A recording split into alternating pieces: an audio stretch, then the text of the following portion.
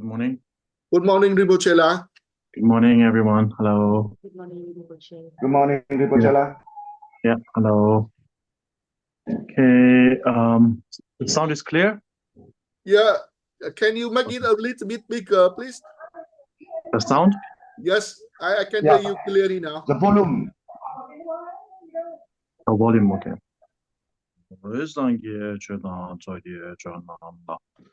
Chanju pardo dani gyabdo je dagi chuje gebe sanam ge dola benje sangi do bara jo sangi judan zoge jonam la chanju pardo dani gyabdo je dagi chuje gebe sanam ge dola benje sangi do bara jo sangi judan zoge jonam la chanju pardo dani gyabdo je那也最近也别是那么也这那边是咱也就把它说，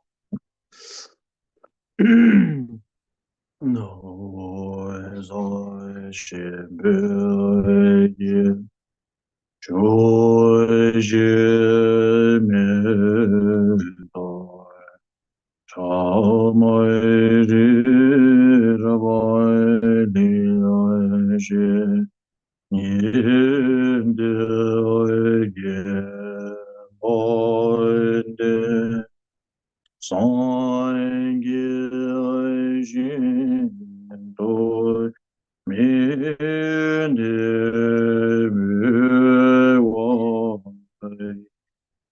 joy good namai no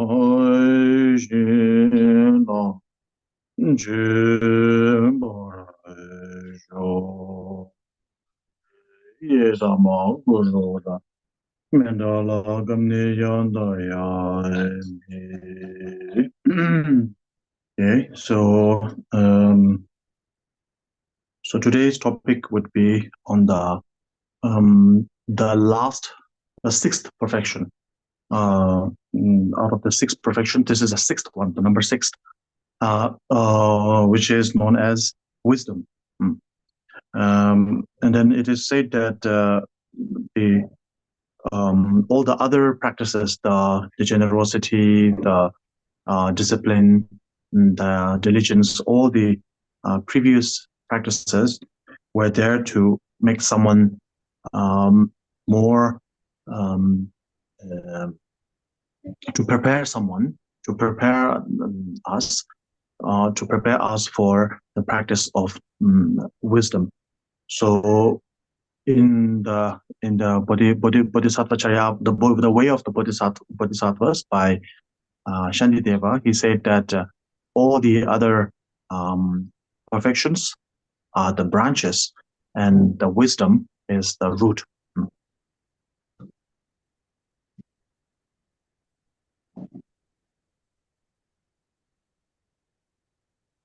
So we will try to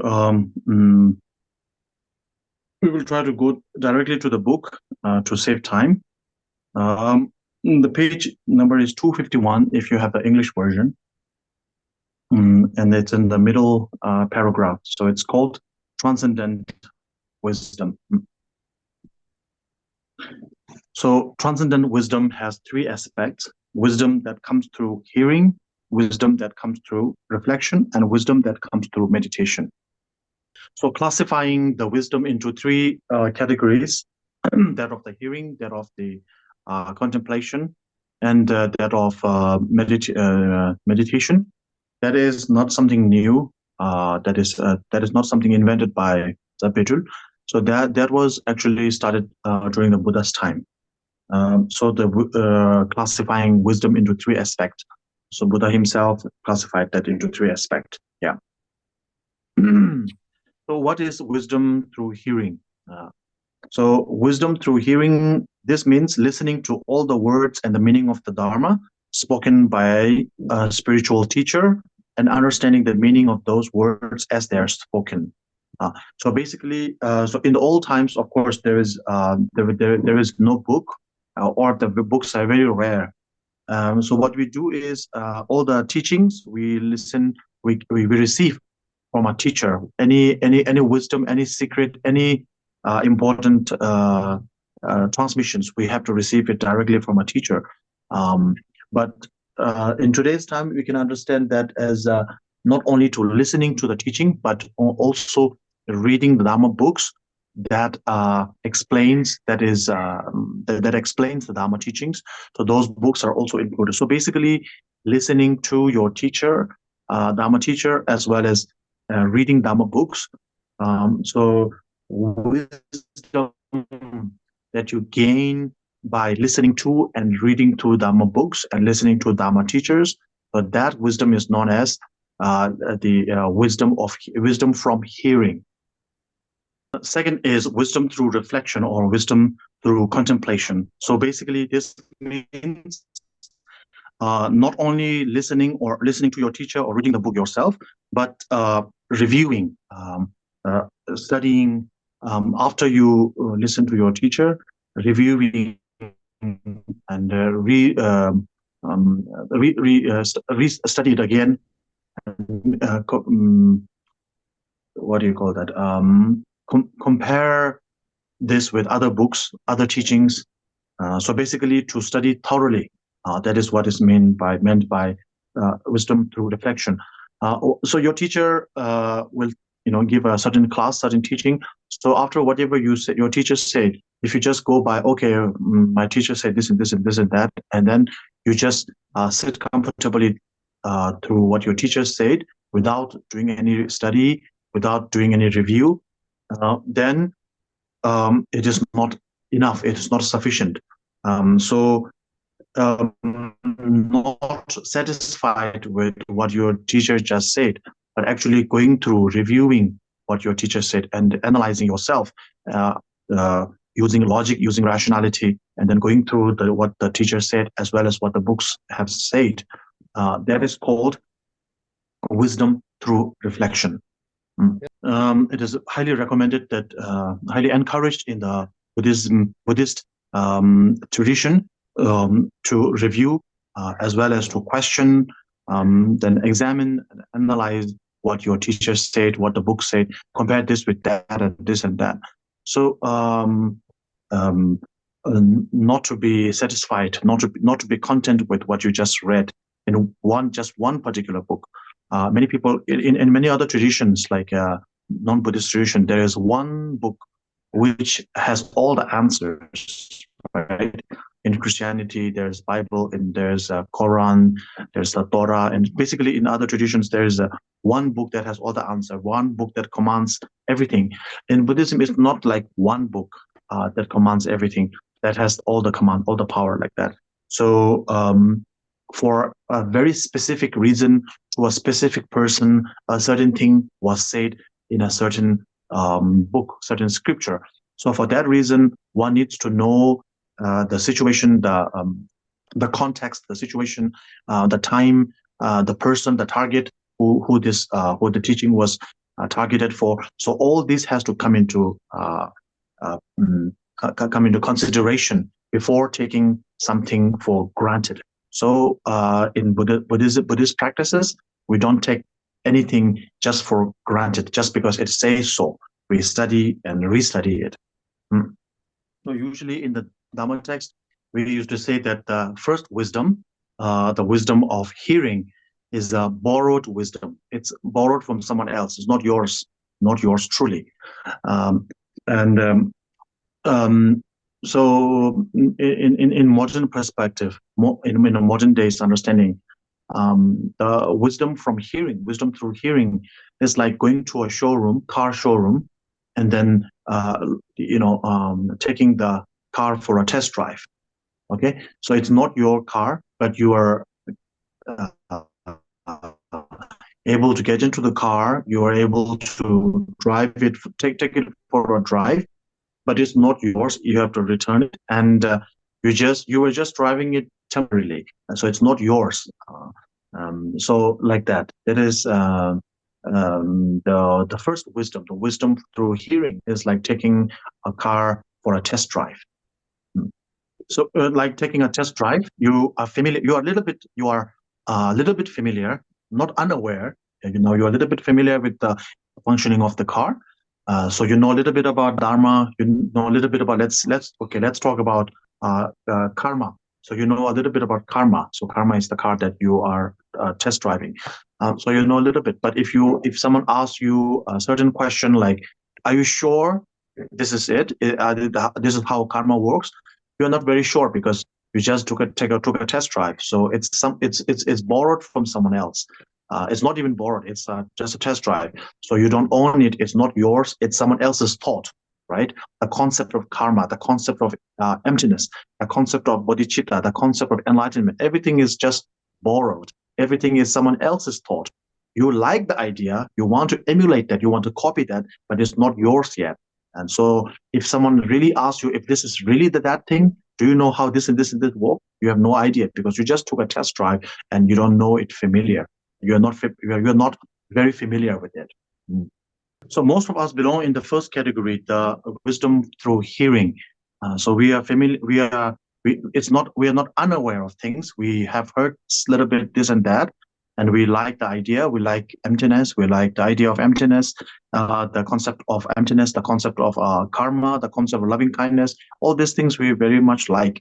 But if someone says like, okay, well, how are you going to practice bodhicitta towards your enemy? Then you have no idea because you're not familiar with it. You're like that. Okay, so the next step is you analyze a little bit thoroughly. You study thoroughly, you compare it with other books, you ask questions to your teacher and many other teachers, so on and so forth. So now you become more and more familiar. Now, if someone asks a question, you have the answer. If you are facing a dilemma, you do have some resources to resolve that. So that is like renting a car. So that car, you have, when you rent a car and you keep it for much longer than you are just doing a test drive.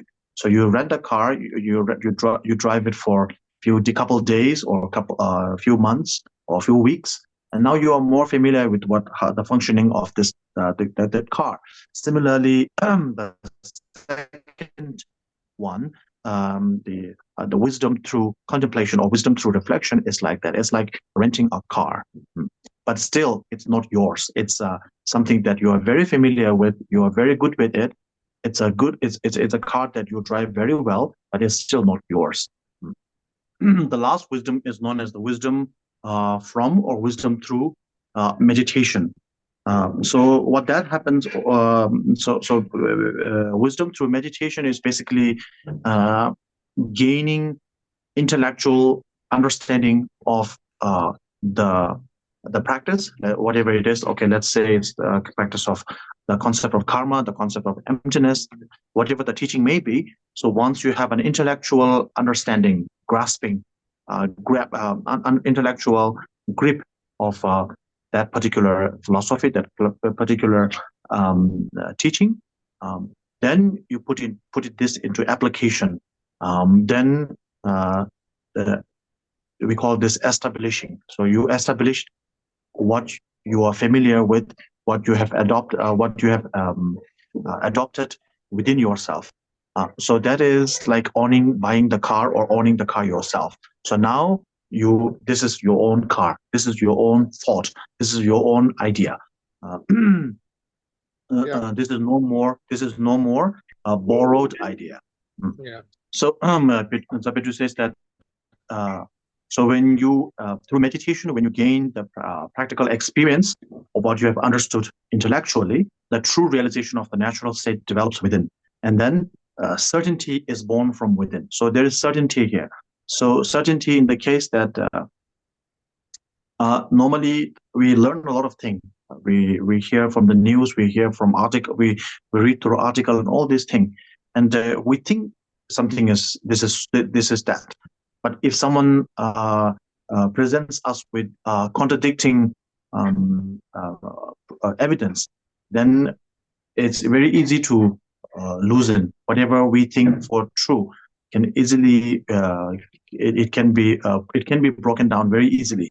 So these are borrowed knowledge. Okay, the first two, the wisdom from hearing and the wisdom from the reflection. That's borrowed knowledge. Now, through meditation, when you put into application and when you go through it when you experience the benefit, when you experience compassion, when you experience the idea of bodhicitta, and when you experience the concept of emptiness yourself within, then there is certainty, right? If someone slaps you on the face and asks you, is there pain? You will say there is pain. And if someone says, are you sure? 100 times you will say, yes, I'm in pain. There is no confusion about that, because you can actually feel it, you can actually experience it, right?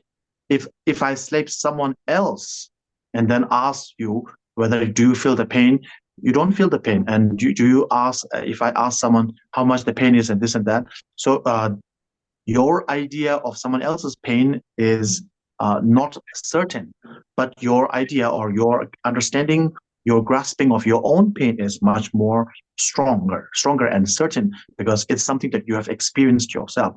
So similarly, when you go through meditation, whatever ideology that you have developed, when you go through that, whatever ideology that you have developed intellectually, when you put that into application through meditation, then you gain certainty. It's like someone slapping on your face. You can actually feel it. There is no way anyone can tell you otherwise. If someone slaps you on the face and another person says, no, nobody slapped you on the face, you will know that person is lying, because you actually felt the slap.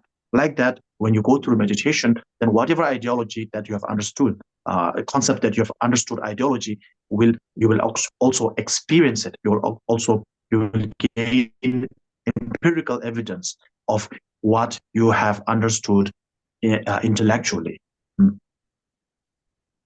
So with the wisdom through meditation, wisdom gained through meditation, you have the certainty, you have the confidence in the concept that you are studying, that you are practicing, that you are following. You have full confidence in whatever you are following through, right? Like that. So Zapetu says that having first eliminated all your doubts through hearing and reflection, the first two wisdoms, you come to the practical experience of meditation and see everything as empty forms without any substantiality. So Zapetu, of course, is going directly to referring directly, because this is directly referring directly to the Mahayana practice, and especially the Madhyamika, the middle way understanding, and it's also a reference to the Dzogchen practice.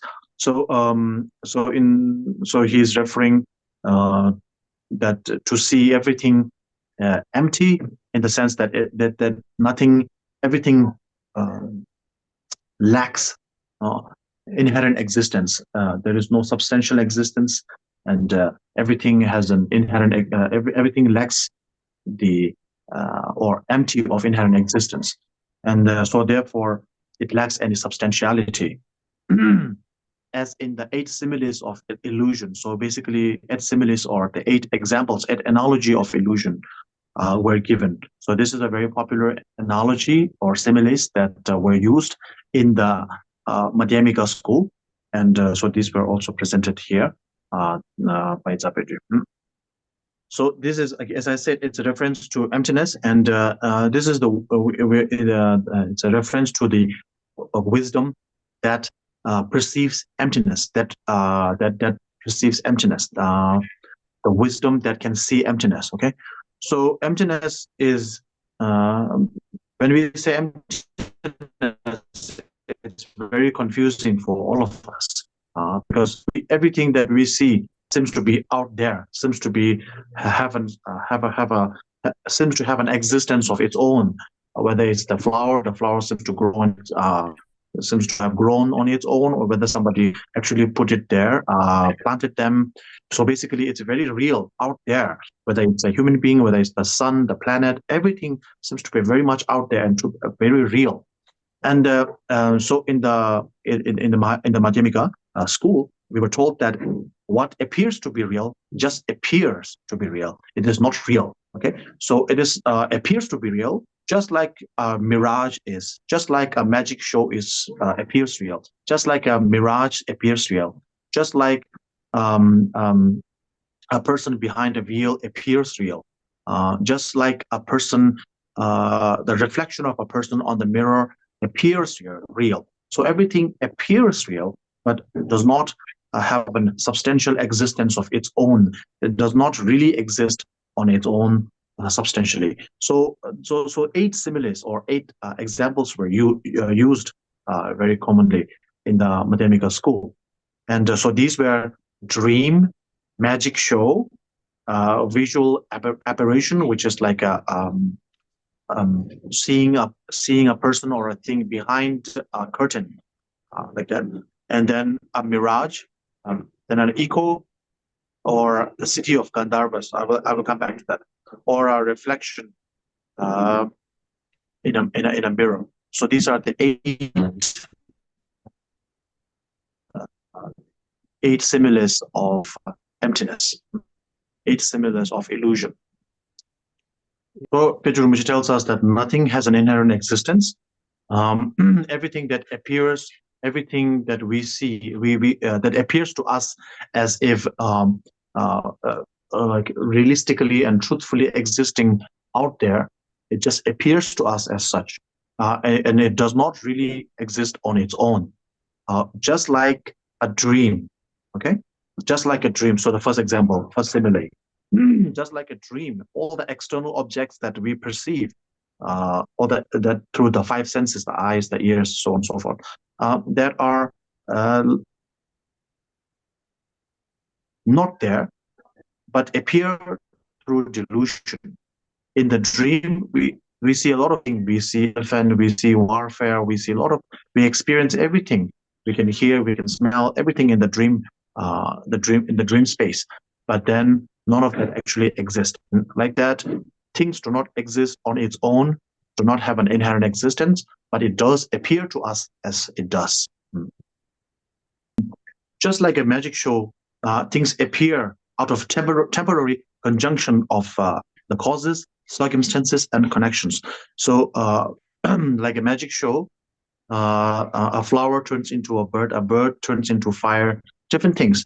So for that, you need to have the cause, which is the props, the magical props, whatever. There has to be a certain object that the props, that is the cause. And then the circumstance, the timing, right? The timing is very important. Then the connection. The connection is the sleight of the hand. You know, the magicians are very highly trained. Good magicians are very highly trained with sleight of hand. And they do it very quickly on the right timing.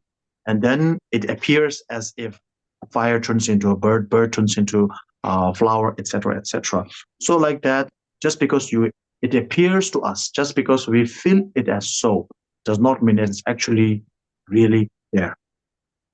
Yep. And next is visual apparition. So basically, when we in the old times, they used the example of a boat. In today's time, a car. When you drive in a car, and then when you drive by in a car through the buildings or through the trees, it seems as if the trees are going against you. The trees are also moving against you. So you're moving forward, the trees are moving backward. That's how you feel, how it feels. But that is actually not true.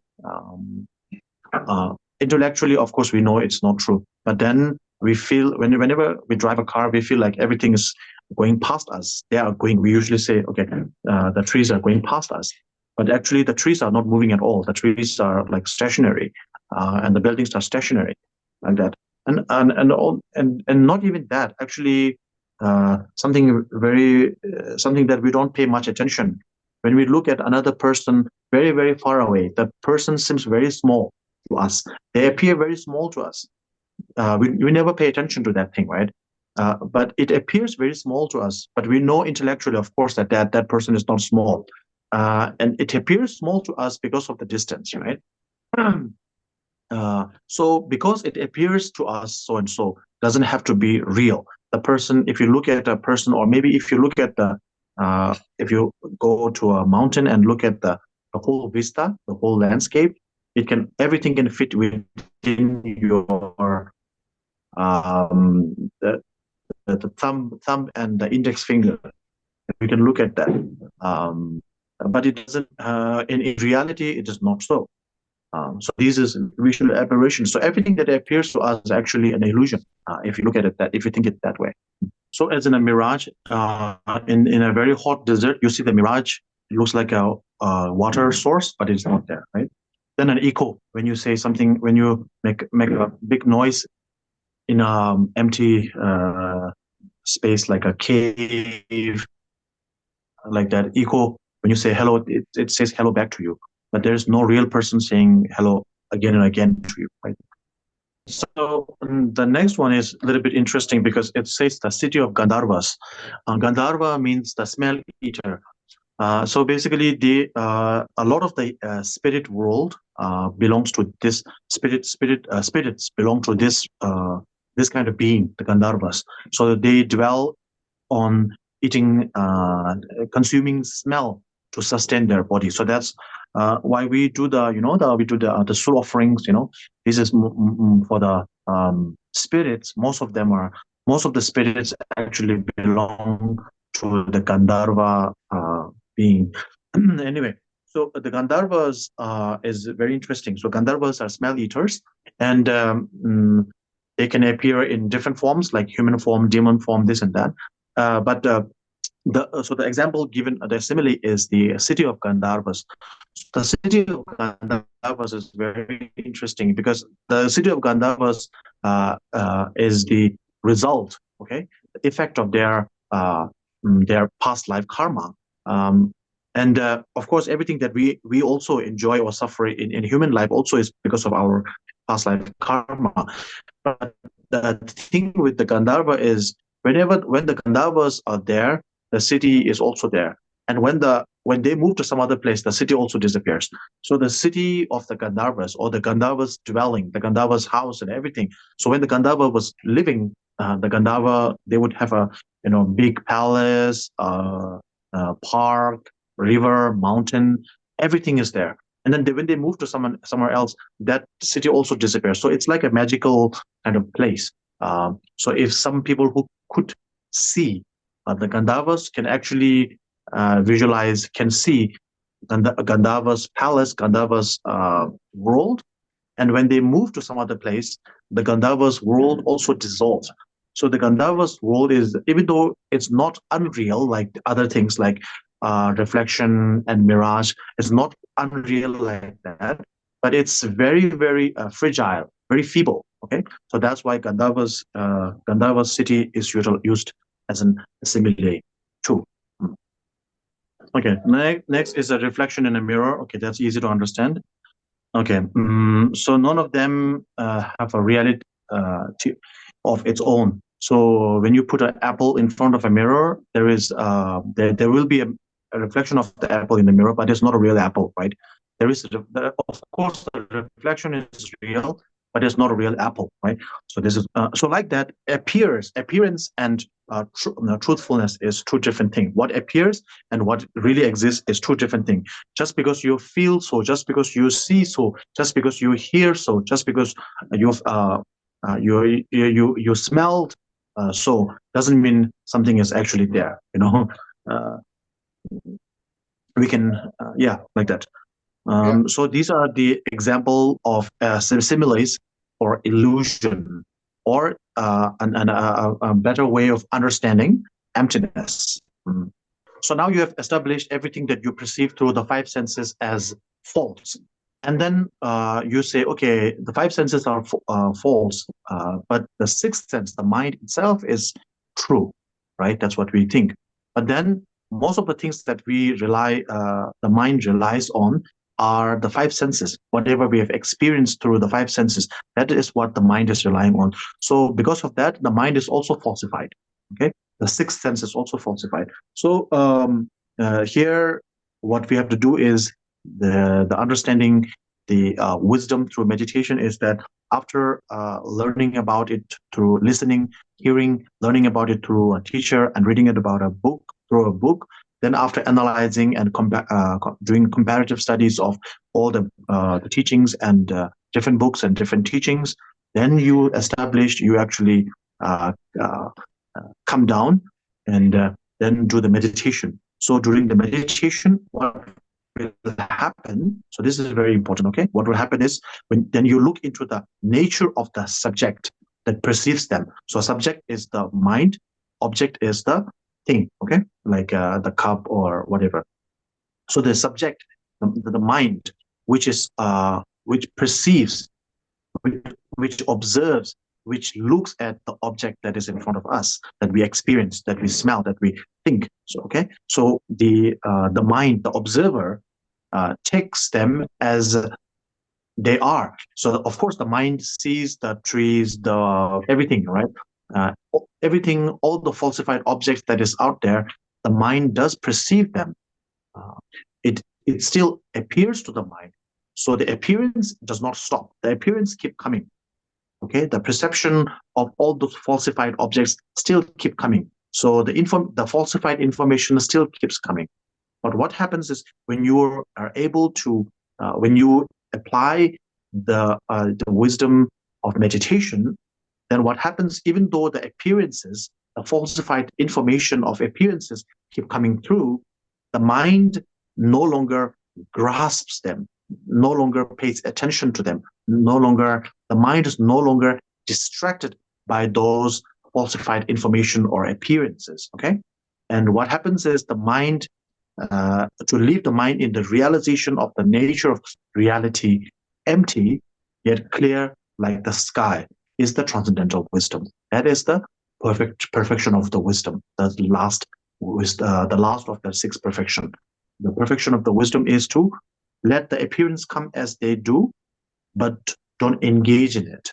Okay, disengage from the falsified information, the falsified appearances, everything that appears to us. Let them come, but don't engage in it. And instead, disengage and to stay in the empty yet clear like statehood of the sky or of the space. That is the transcendental wisdom. Okay. Okay. So then the transcendental wisdom to the perfection of wisdom or transcendental wisdom, to explain in great detail. So it says it can be divided into three, right? So just like the three types of wisdom, all the other five other perfections, or the perfections can be also classified into three categories. The one that you learn, the one that you analyze, and then the one that you put into application. So these are like for generosity, you cannot meditate on generosity. So generosity is something that you actually have to practice, right? So like that. So with wisdom, you can put the listening, reflection, and meditation. But with generosity and the discipline, you have to say, learn, study, first hear from someone, and then study yourself, and then put into application, like that. The sixth perfection divided into three, that is 18. Six times 3 is 18. And then within the generosity there are three kinds, right? The generosity of there is something called the generosity of material things, right? So generosity has three kind. Free from fear, dharma generosity, giving dharma, giving freedom from fear, and giving material things, right? So giving material thing also has three kinds. So three kind is giving giving place to live, place to stay, like that. Giving place, giving material, giving like goods, giving objects like bed, books, clothes, food, like that, right? Then giving your own body. So three. So if you add the three onto the already 18, that is 21.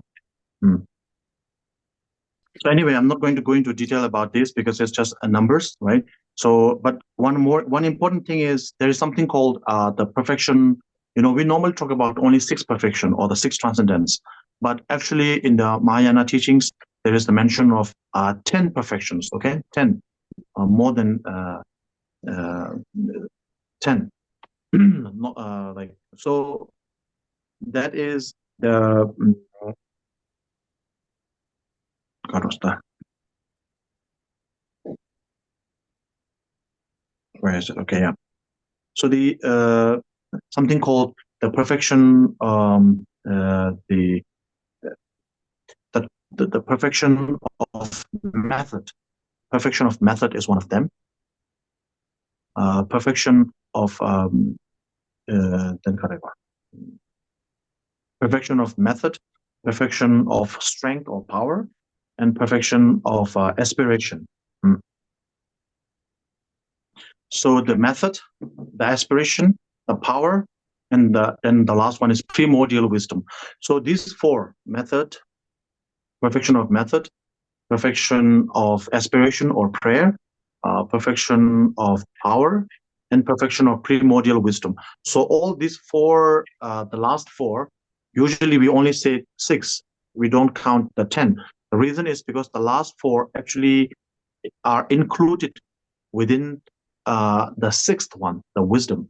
So the power, the prayer or aspiration, and the method and the primordial wisdom are all part of the wisdom perfection. And moreover, you can actually divide, classify each of the 6 perfection into 6 perfection itself. Like the generosity of generosity, the discipline of generosity, the diligence of generosity, the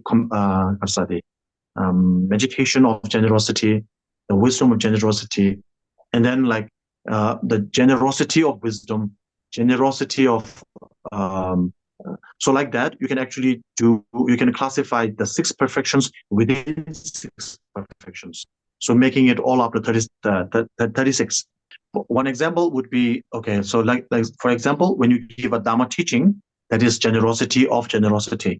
Okay, I will use the 6 perfections on the first one, which is generosity. So when you give Dharma teaching, that is practicing generosity. So generosity of generosity. Sorry, teaching about generosity. If I give a Dhamma talk on generosity, that would be the generosity of generosity. Then when I teach, I have my discipline, like to think properly, not to think for like gifts or something in return, but doing it for the purpose of helping someone. So I keep the rules and regulations properly. That is the discipline. That is the discipline of generosity. I do it without boredom, without laziness. I do it excitedly. That is diligence of generosity. So when whatever difficulties that I'm facing while doing the teaching, I don't. I'm not bothered by it. I keep on. I persevere. That is the patience of generosity, and I pay my full attention to what I'm talking about. That is the concentration of generosity. And I use the right method, the right skill to get across the idea of the benefits of generosity. So that is the wisdom of generosity.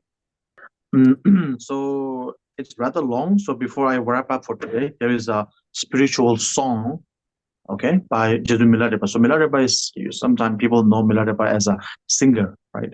So Milarepa has very beautiful songs. It's very beautiful in Tibetan, but so we have to read in English, okay? Yeah. So, because he's referring to the, okay, so this is the summarization of the 6 perfections made by Milarepa. So because it has to like, how do you say, coincide with the word perfection. So in the English translation, they write perfectly like that. So, but more easier to understand would be properly, okay, properly this, properly that, properly. If you use properly instead of perfectly, it makes more sense. Anyway, so he's talking about the 6 perfections. So that's why they use the English term perfect. Okay, so perfectly or properly. Okay, perfectly give up the belief in any true existence, inherent existence. There is no other generosity than this. Perfectly give up guile and deceit, basically pretense, right? Pretentious. Perfectly give up guile and deceit. There is no other discipline. Perfectly transcend all fear of the true meaning. True meaning means emptiness. There is no other patience. Perfectly remain inseparable from the practices, Dhamma practice. There is no other diligence. Perfectly remain in the natural flow or the natural state. There is no other concentration. Perfectly realize the natural state. There is no other wisdom. So you see, staying in the natural flow is concentration. Realizing the natural state is the wisdom. So these are the 6 perfections. Okay, now we're coming to the 7, 8, 9, and 10 perfection, okay? Perfectly practice Dharma in everything you do. There are no other means or methods. Perfectly conquer the 4 demons. So that's afflictive emotions, negative emotions like that. There's no other strength. Perfectly accomplish the twofold goal. Twofold is my goal and others' goal. My goal is to become the Buddha, enlightened, and the others' goal, their goal, is to work for the others' goal is to work for other sentient beings. So, accomplishing the 2 goals, there is no further aspirations, no further prayers. So, last one is the primordial wisdom, right? The 4th, the 10th wisdom. The 10th is perfection. Primordial means the original one, the very first one, right? Very first one. So he says, Milarepa says, recognize the source of the negative emotions. There is no other primordial wisdom. Okay, so there are more songs, but spiritual songs, but I think we will conclude here for today because time constraints. So if you have questions, I will be happy to answer them. I thought some people sent some messages, but I don't see any of them right now. I don't know, it disappeared or something. So I don't see any questions. Is there any questions? Rinpoche, Mr. Chang said that there's some question, but now it's disappeared. It's no more now. Yeah, exactly. There are 5 messages, but it disappeared. Yeah. So if you had sent some questions before, you can actually resend it if you want to ask a question. Rinpoche, maybe people are thinking so that they can send you the question for the next Sunday. Sure. Yeah. Okay. Okay, so then we can stop here for today.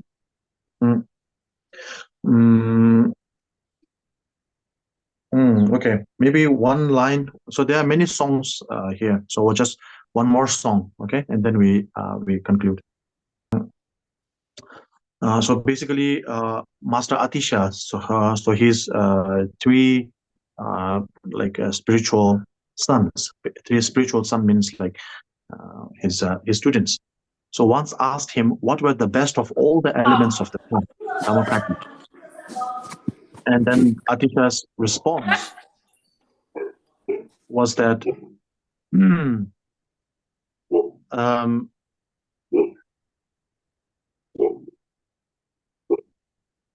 okay, so there's a little bit. Okay, so there's a little bit of mismatch in the English translation. Okay, I'm gonna. So okay, let me first explain this. In Tibetan, there's something called Ke Tsun Sangsum. Okay, Ke means scholarly knowledge, very knowledgeable.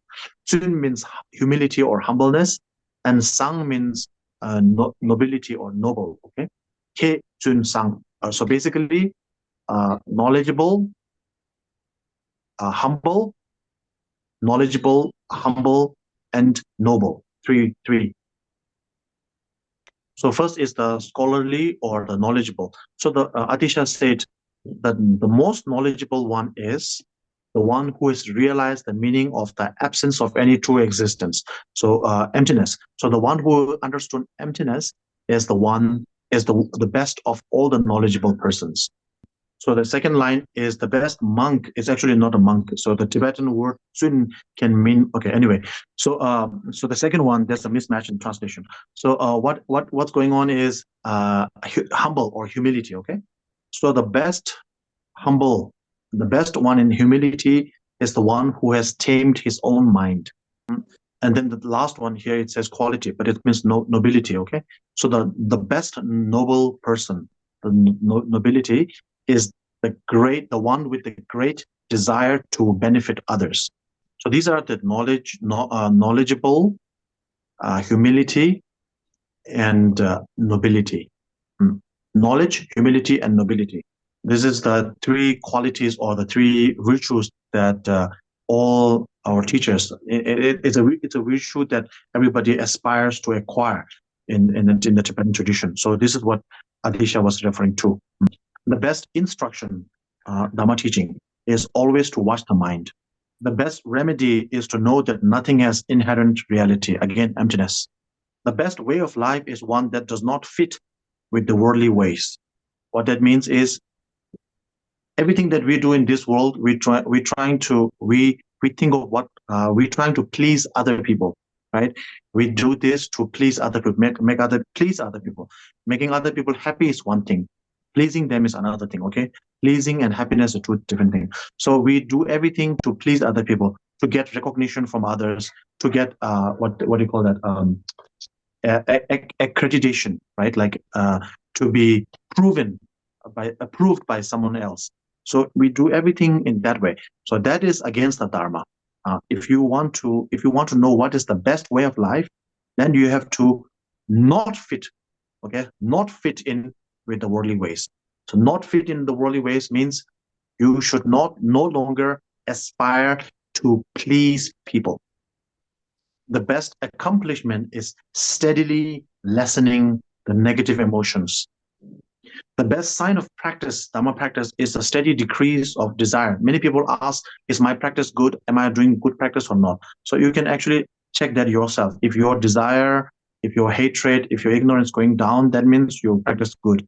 If that is not going down, compared to last year, compared to 10 years ago, if it's not going down, it's going up, that means your practice is not good. You are doing 10 times 1 to 100, 1 to whatever. If this not go down and negative emotions don't go down, that means your practice is wrong. Practice is not well. Now, this is the sixth perfection summarization by Adisha. You can take note if you want. So this is very it's succinct. Okay, it's very simple and everything like shortened, but very essential. Okay, so generosity. The best generosity is non-attachment. The best discipline is to pacify the mind, tame the mind. The best patience is to keep a humble position, humility. The best diligence is to give up activity. So in Tibetan, it's just activity, but the activity means like non-productive things, like gossip, nothing constructive. Okay. The best concentration is not to alter the mind. Let the mind stay in the natural state. The best wisdom is not to take anything at all as truly existing. Yep. So there are many more songs, but we'll conclude here. I think this is very succinct. The Adisha's song, Dhamma song. We will conclude here and now go for dedication. Yeah. Oh yeah. The dedication, please.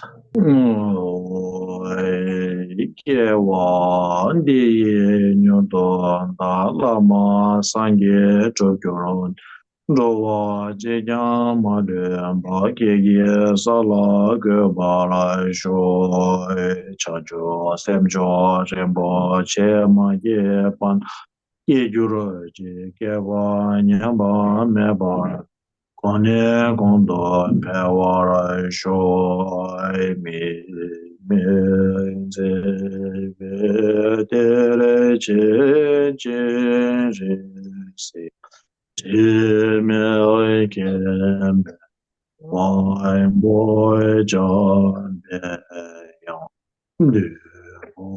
my John sign will not conjugate